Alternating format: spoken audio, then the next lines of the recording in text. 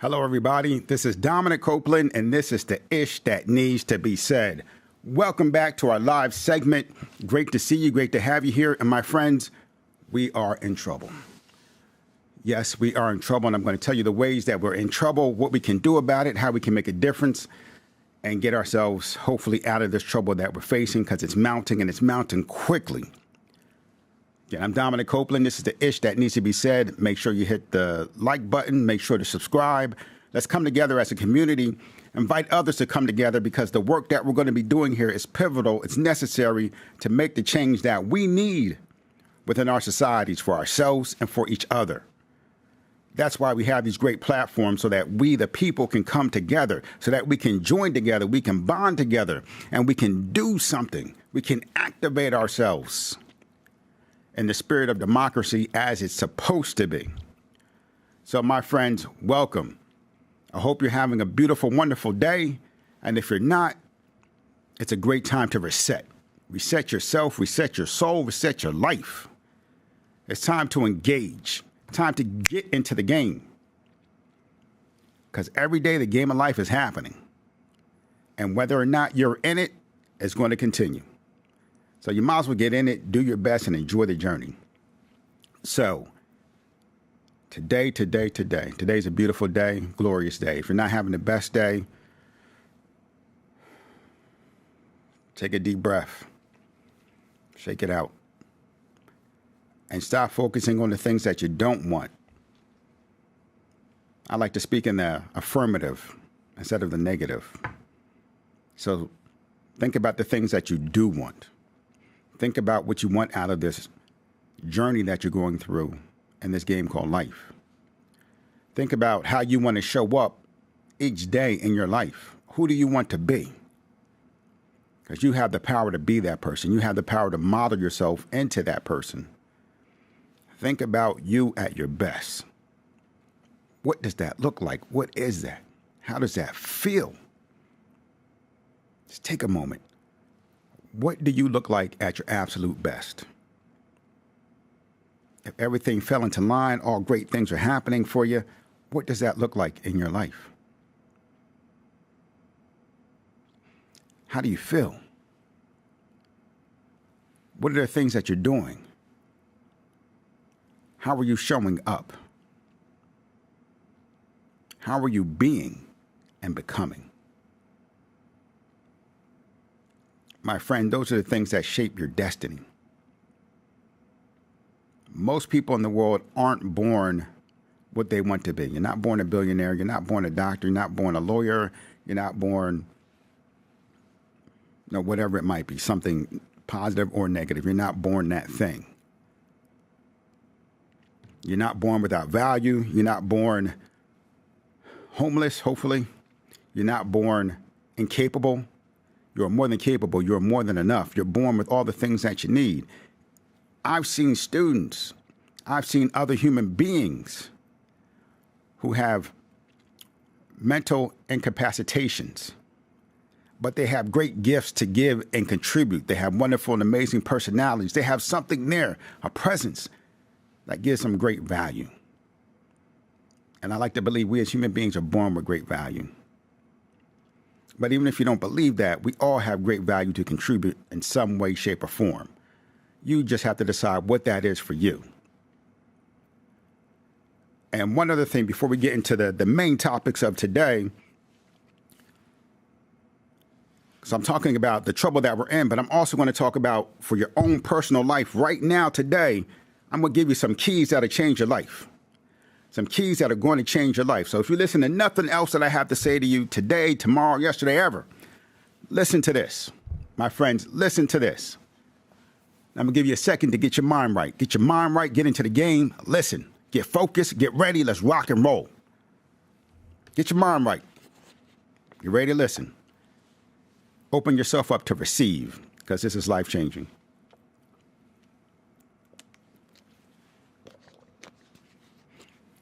There is a book and a theory called The Hero's Journey. And it talks about, especially in literature, the hero's journey that we all go through, the ups and downs, the people that come in to help and guide us and so forth. But I found that in life, we're all on our own hero's journey. Unfortunately, some of us fail to realize that.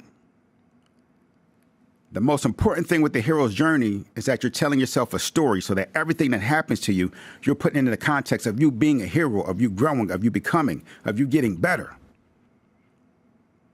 When we fail to realize that, we start to turn that hero's journey into a victim story.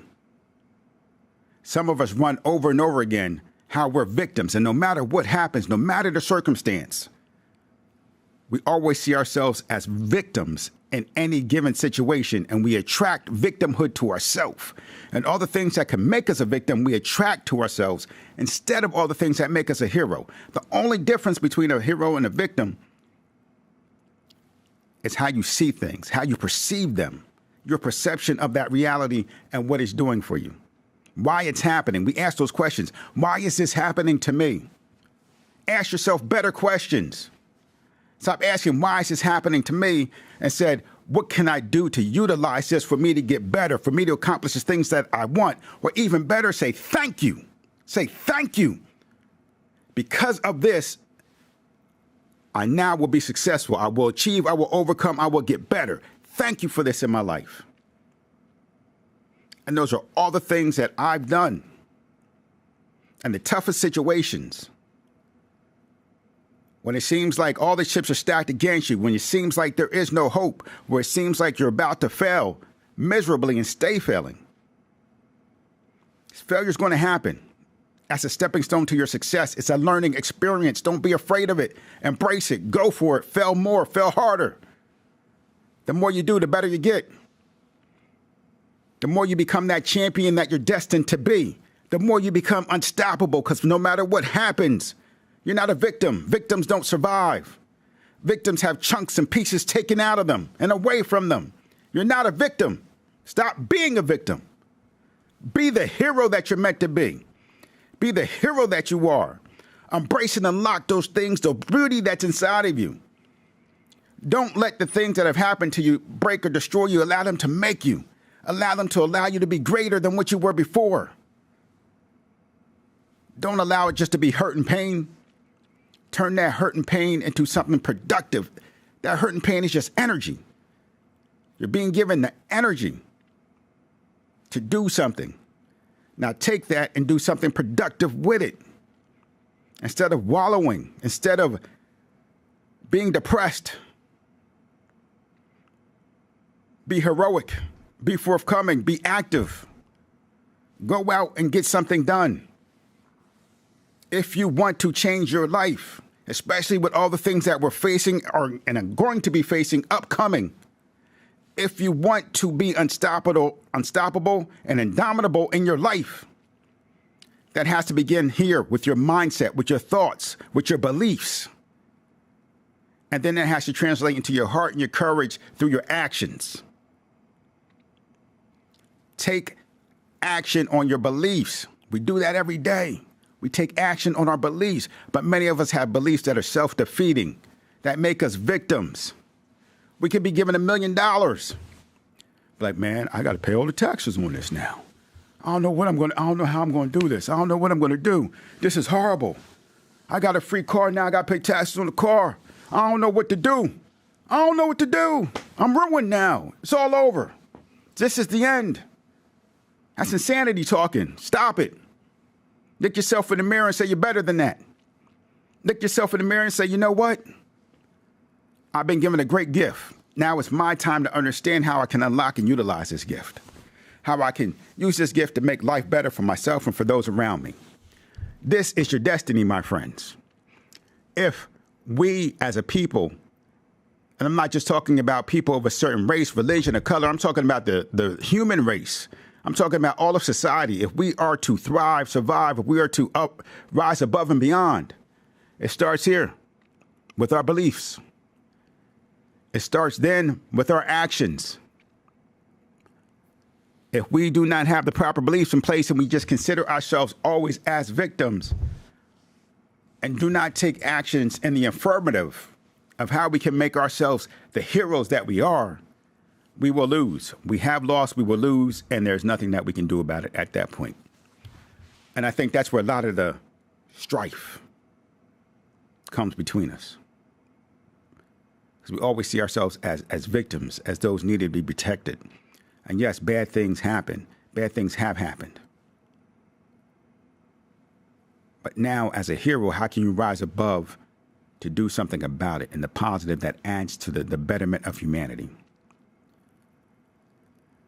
I saw many people who were Jewish online. There was a friend of mine who's Jewish, and they had asked the question, what do you think never again means? To other people who are Jewish as well. What do you think never again means? And of course, there's going to be, and the person said, look, I'm honestly asking. So I just want to see your different perspectives on what you believe that this means. And so, of course, there's going to be some people, you should know what that means. What do you think it means? Blah, blah, blah, blah, blah, blah, blah, blah. Acting in the negative as if they're victims for some reason, just because someone asked a question that's of their own belief factor, right? That's someone that's just like them. And other people start to say something which really resonated with me. Never again means that we will never allow such atrocities to happen that happen to us as a people, to anyone else. Not just people who are Jewish, but anyone else, anywhere else. That we, as individuals, have to come together for the betterment of humanity. And my friends, that's what I respected right there. That they were able to come together and say, you know what, out of this great atrocity that has happened to us as a people, is something that happens throughout humanity, not in this form or fashion, but in different ways. But never again will we allow that. Never again will we allow the things to lead up to what led up to what happened to us. We're going to stay vigilant. We're going to stay focused. When we see it coming, we're going to say something and do something about it. We're not going to sit back.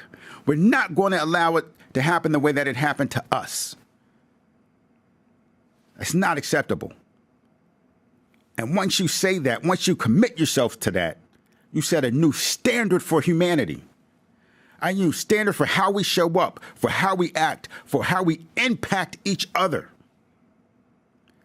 And that makes all the difference. We are the ones that we've been waiting for. The cavalry is us. We're here already. Just get the heck up and start to get to work. Start to come together. Start to build together. Start to believe together. Start to set a whole new belief factor for humanity. If not, from all the things that are happening today in the world, we're in trouble. And that's where I bring it back to, my friends. Exactly what I said it before. I let off the show. We're in trouble. We got wars happening, gaining ground. The Middle East with Israel, and it's gone from Hamas to now other countries getting involved. Now the U.S. has to step up and get involved to a greater extent. We still have the issues in Ukraine. We just had Japan advocating for the U.S. to get more involved in their region as well because of their fear of China. Taiwan has the same issues, that China might activate, get involved, and come to claim those territories. South Korea, North Korea, still an issue, continues to be an issue, and we have other places facing the same sort of issues. And now it's up to us to decide what we're going to do about it. No matter how great of a country you are or believe yourself to be, no matter how great your stockpile of weapons, there's only so much that you can do and only so many situations that you can get involved in. You can't fight everywhere all at once. You've got to be able to diffuse situations before they even happen. Only way we can do that is if we come together as a humanity and start to advocate for each other. Never again. We cannot allow these atrocities to happen anywhere else. The whole situation that happened in Israel with the attacks there That's something that's unforgivable and unfathomable. And for that to be the reality, there's something wrong with this world. And it's not just in Israel. It's places all over Africa. Same things are happening. Places all over Ukraine. Places all over the world. These things happen. These atrocities happen. And we don't hear about them. Wars. There's been wars. I was working with people who were in the military or associated with the military and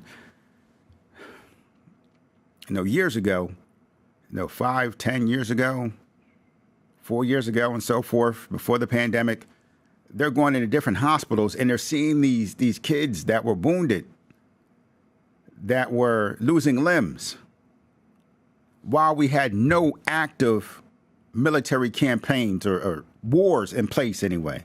No active wars in place, but there were campaigns that were happening throughout Africa and different places, throughout the Middle East and so forth. So they weren't considered active wars, but they were active campaigns. And people were being hurt throughout this whole process. So we don't hear about it, but these things happen. But now we're getting to a point where we're starting to hear about it more and more and more. And we're starting to see prices go up exponentially overnight. Whether it's gas, whether it's food, whether it's soft drinks, clothing,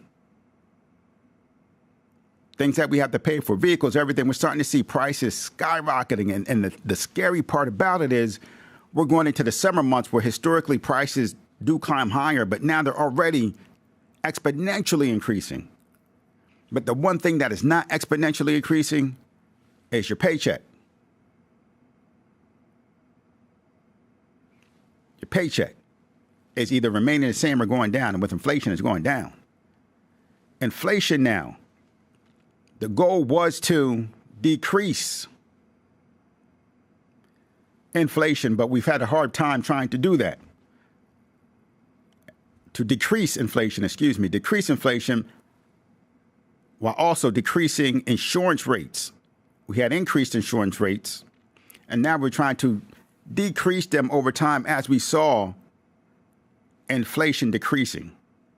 But now that we're not seeing that decrease in inflation the way that the government wanted, then they're not able to decrease those interest rates.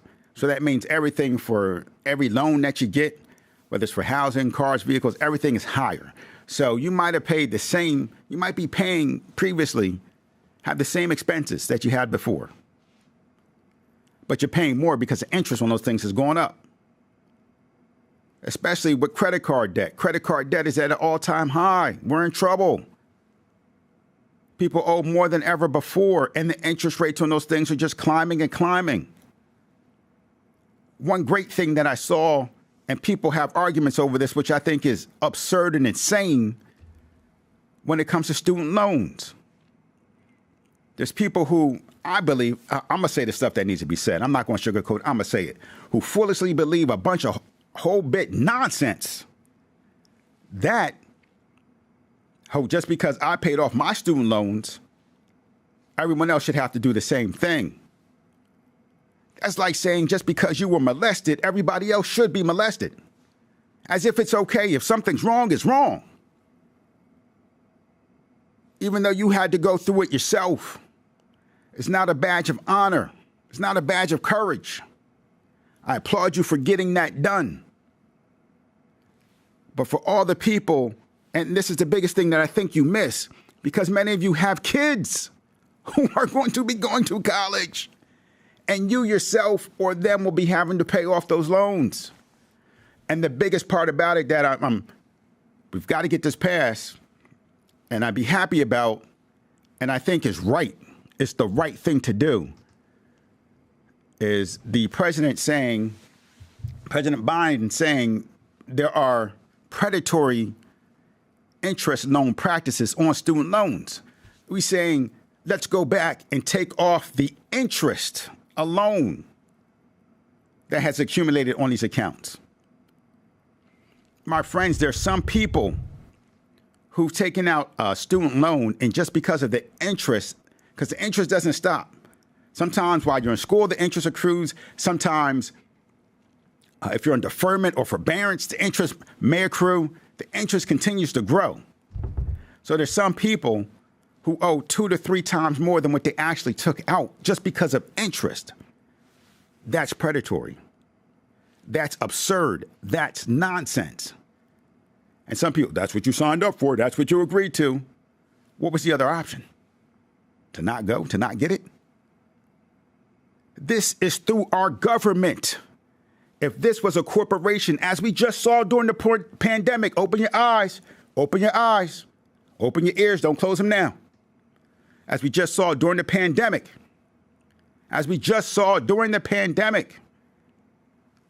corporations got millions to billions of dollars that were not tracked or traced to do with whatever they want so that they could survive the pandemic. They were just given that money. Your money, my money, our money. But when it comes to benefiting us with our own money, that's not acceptable. Even to you as the individual, that's not acceptable. We can get billions to corporations and not know where that money went. And so they can make sure that they feed their stakeholders, so that they can make sure they give out their bonuses. But when it comes to doing something that benefits all of society, that's not acceptable.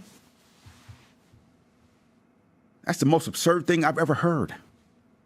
You've been brainwashed, my friend. You've been brainwashed. Wake up. Wake up. This is the good woke that I'm talking about, where you wake up and you realize, hold up, that's a bunch of horse crap. That's a bunch of nonsense. They can get billions and we can't get anything. That does not work, because we're on the verge of creating 3 classes. You may say, hey, we already got 3 classes. We got, they say the poor class, we got the middle class, we got the upper class. I'm going to redefine that for you, because we're on the verge of creating the ultra rich, your billionaires, multi-billionaires, maybe even trillionaires, who knows? Your business and investor class. So you're going to have to become part of that class if you want to be able to build up any money or wealth to defer your tax liabilities, because your tax liabilities are becoming so great as an individual that there's no way you can even begin to live a good life because of that. And then you'll have the poor and struggling.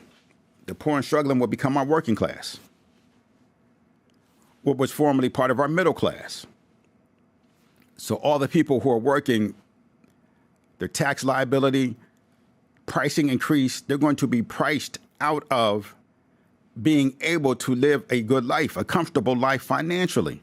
They're going to have to, as they're doing now, work 2 to 3 different jobs, have side hustles and so forth. You're going to have a side hustle just to pay for your tax liability from your main job.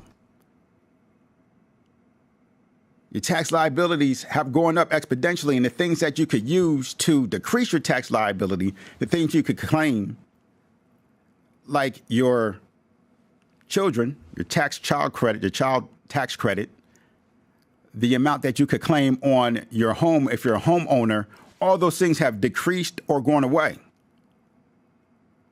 And any other claims you can make decreased or gone away, unless you're in a certain, with some of it, they've added some into a certain financial class. So if you were considered, below a certain level economically, then maybe you can get some of these things. But everybody else, the middle class, all those things gone, for the most part, are greatly decreased to such an extent that your tax liability, you're making the same money, but your tax liability has increased without you doing anything to increase it.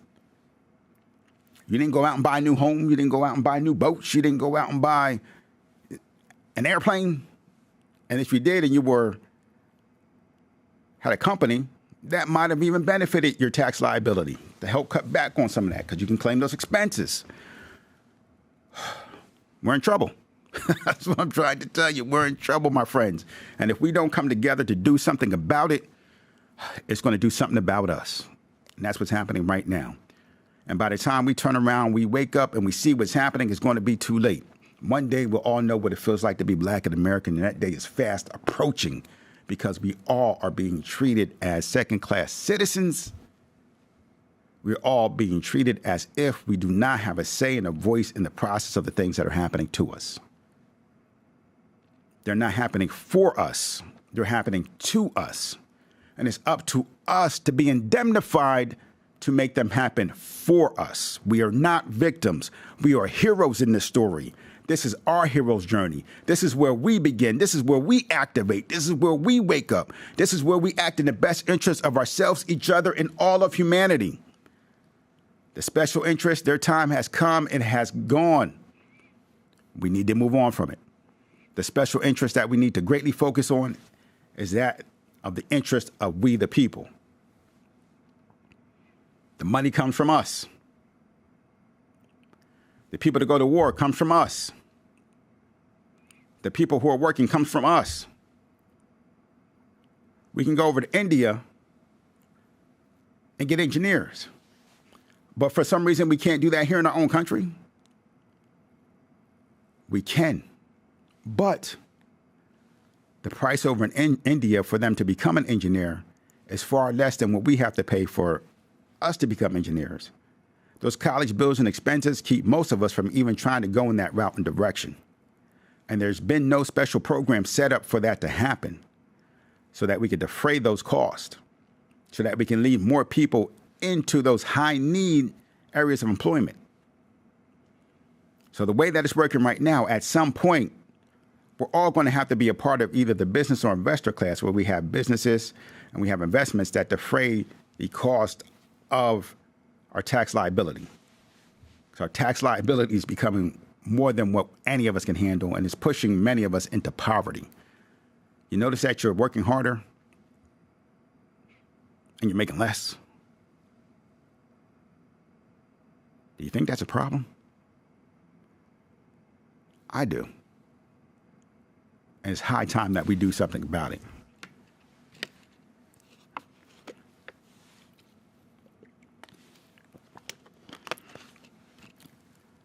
One of the things that's really bothering me, really biting at me, really giving me cause to act up and say the ish that needs to be said. I'm looking at education and not college. I'm looking at elementary schools. I'm looking at middle schools. I'm looking at high schools. I'm looking at every city and every town. Most cities and most towns are running a deficit with their education budget. And primarily, one of the main reasons why is because all the safeguards and all the money that was put into schools and education during the pandemic has been taken out and not replaced. So now those town budgets have to try to make up for all that money that's now no longer available. You might say, well, that's on them. They couldn't expect that money to be there forever. The way that we fund our education system, K through 12, is ridiculous. Absolutely ridiculous. Because now people are being taxed more at the federal level, so more of their income is being taken away from the state level. But even so, even outside of that, my friends, let me kick some real game to you. Even outside of that, take this into account. One thing that we often don't mess around with or will not miss is the military budget. Now, the military budget, just like any budget, that's the budget the military comes up with and says, hey, to be fully funded, we need this amount of money. Congress agreed to that, fully funded the military. Here you go.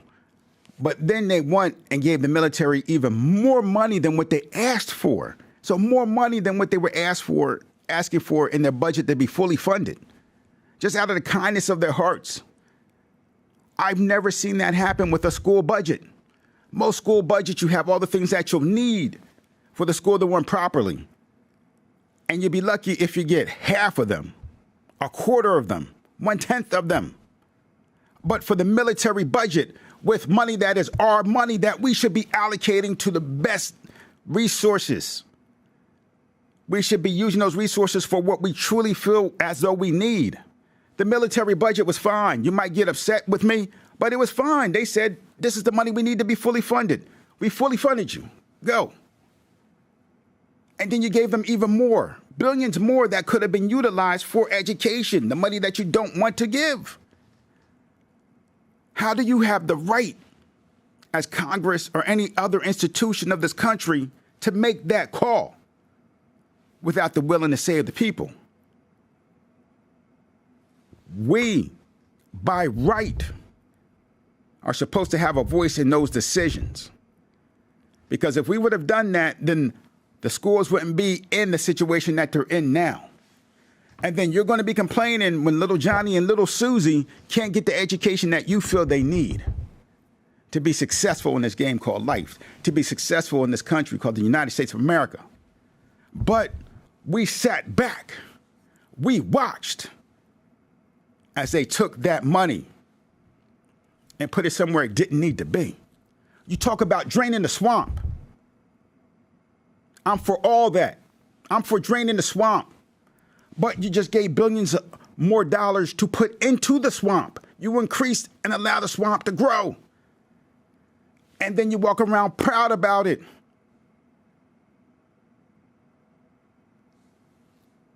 That makes no sense. You're contributing to the problem. We are part of the problem. And until we can wake up to see that, we can't do anything about it. We can't change it. We can't make it different. It's up to us, my friends. We are the ones we've been waiting for. We are here. Our time is now. It's time to get involved and make a difference. How do we do that, you say, Dom? First, we got to realize that there's an actual issue that's happening. I think there was a movie, The Happening. It's happening. The happening is happening right here, right now, in front of us. And we're not doing anything about it. That's the scary part. We're watching all these things and we're sitting back as victims as if there's nothing that we can do. We're not victims. This is our story. This is our journey. And it's the journey of heroes.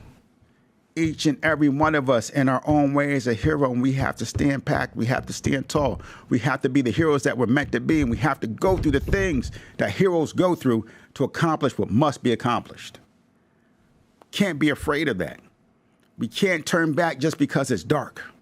We can't turn back just because we got to the woods and the forest and we hear things creeping and crawling and we believe they're about to eat us.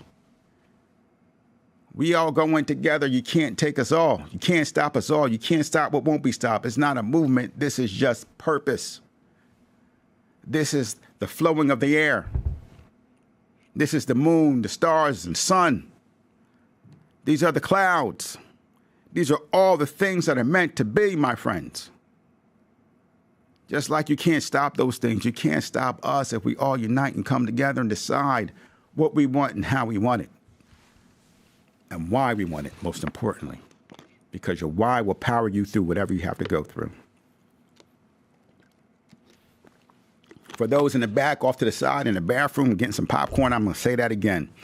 Our why is going to help us get through whatever we need to get through and determine why we're willing to go through what we must go through to accomplish what we desire.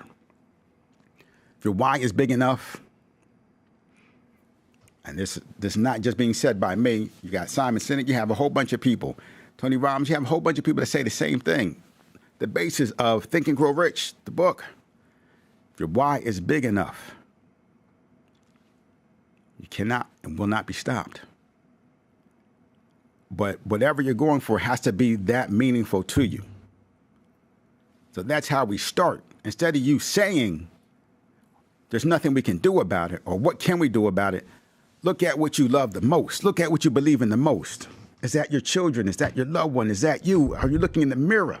Are you looking at pictures of your children? Are you looking at your grandchildren?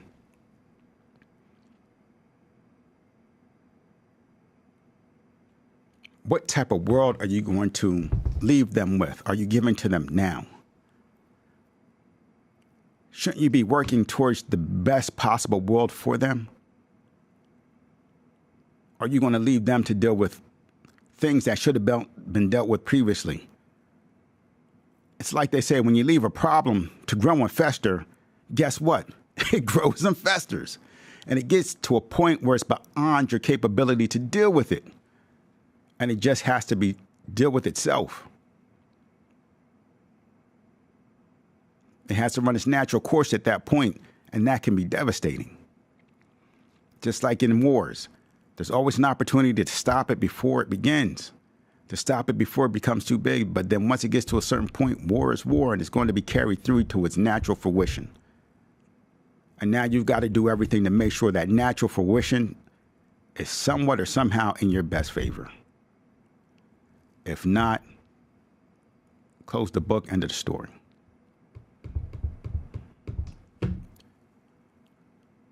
So you have to find that thing that you're willing to fight for, that you're willing to give your all for, that you're willing to even expire for if that's what it takes. But if we all come together, that's not going to be what it takes. What it takes will be for us all to come together around a united vision and then to move forward, to take action, adjust our actions and continue to take actions until the job is done. Holding that vision true as our North Star. That's what guides us. That's what's going to get us through as we're down here deep in the jungle, as we go underground, as we have to go through things that we never imagined that we had to go through. Our North Star is there, and we know we have an eternal compass, a moral compass that's guiding us towards that North Star, because we know once we get there, once that mountaintop has been climbed, all the things that we've been working towards, that we've been building, we will bring with us to that mountaintop. The only thing that's up there is the things that we bring, the things that we work for, the things that we develop. There's been many successful people who said they've gotten to the top of the mountain. They've had all the riches, they have everything that you could want. But when they got there, there was nothing there. There's nothing there but what you bring with you. You have to bring your morality. You have to bring your beliefs. You have to bring the love, the passion, the care. You have to bring those that you care about. And once you get there, your mountaintop, your promised land will be full and be robust, because you'll have given your all for your utmost. You'll have given your unique talents and gifts to better yourself, the world, and those around you. You'll have risen above and beyond the circumstances of your life. You'll have risen above the earth. And you'll have created something that's greater and beyond what we believed there could be.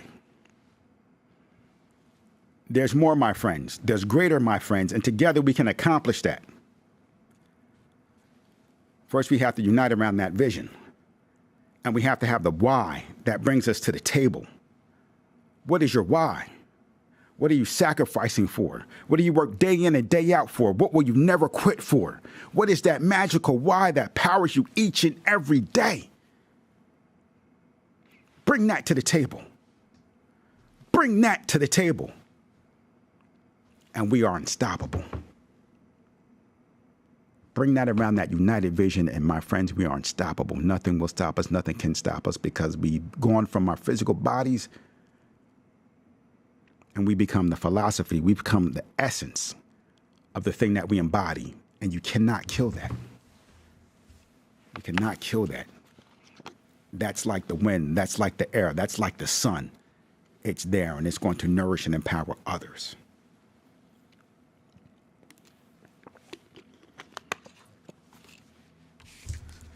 The next thing, we have to believe that we can make a difference and not just allow it. We have to come together.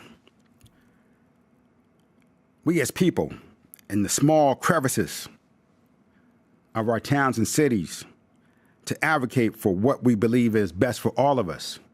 We have to come together and start doing the work, start communicating with each other around that united vision with our passions, find out what other people's whys are, what do they care about, what ignites them, what brings them to the fight. What brings them to stand up? What brings them to never give up, to never quit, to never stop until the job is done? What are those things? If you can find that out, you've unleashed the greatest force known to man. our own beliefs and capabilities. Right here, right now. It's time to step up and get out there with our fellow brothers and sisters.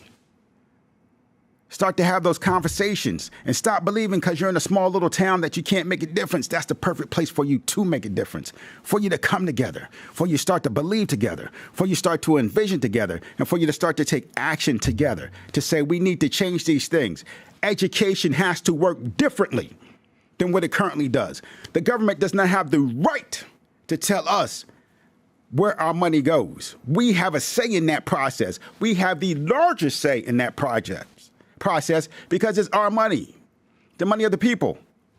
And if we determine, there's no way we can let them determine that the best things are for corporations to have billions, the best things are for the military to be overfunded, because they came with a budget and said, this is the money we need, okay. And then they give them more money on top of that, taking away from schools and everywhere else. No, give us our money for the things that we need here locally. You're not going to starve us locally. Why you take our money to do all these crazy things with? No, that's not how this works. We have a say. It starts locally. It starts with you coming together. Even Obama, when he was in office, he said he was so surprised because he thought that things happened at the federal level, and that's where you affected and made the greatest difference. But he said, I came to understand that it was locally. That's where the difference is made. People coming together and deciding what their local community needs, what their state community needs. And that's how change occurs. Through the will of the people, through you and I. Let's pledge allegiance to ourselves, pledge allegiance to the best interest of this nation through the best interest of we the people becoming what we need to succeed in this game called life. No more resources being taken from us. No more resources being taken from us. No more. We have to stand up. We have to come together. We have to have the conversations, and we have to be willing to stand together to affect the systems in the way that is meant to be impacted. Because guess what? If we, the people, come together locally, we influence our politicians and the political process locally. And they go and they influence the political process on a state level, and they go and influence it on a federal level. And through that process, we can also begin to influence the courts so that we can get the things passed necessary for us to live the life that we desire. Because what we've been told is bull. It's bull crap. It's nonsense. There is no way that if we have enough money to actually pay our bills, which is what's happened after the pandemic, where they said, oh, there was too much money that people had. And that triggered this enormous amounts of interest, this enormous change in the economy, where prices had to be risen. No, that's bull. That's greed. If a price of one thing can change from yesterday, it's the same thing that you've made, right? Water. If I take a water bottle, it cost $1 yesterday, then tomorrow, the water bottle that you've already created costs $5. That's not inflation, that's greed. That's not inflation, that is greed. And that's what we're seeing in the market, because now companies understand that they could do this. They can influence the market in these ways. That they can raise their prices exponentially, and then they can blame it on something else. Oh, the war, oh this, oh that. No, heck no. Stop the nonsense. Those aren't even valid reasons. Your prices have not increased. And if show me how the price of this increased from yesterday to today to such a degree where you have to charge me 5x or double what I paid for it before. Show me that. 'Cause I don't believe it. And we're not asking those questions. We're not asking those questions. And even if that's the case, we have to come together and decide we will not pay those prices. Because as long as we continue to pay the prices, we pay the price. As long as we continue to pay those exorbitant prices, we pay the price. As long as we continue to pay those prices, we pay the price.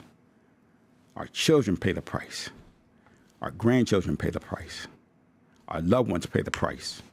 Our community pays the price. Our schools pay the price. Our community facilities pay the price.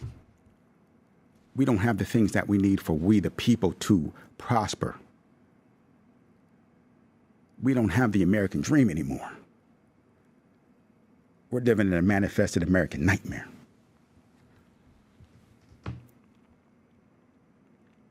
Are you willing to come together?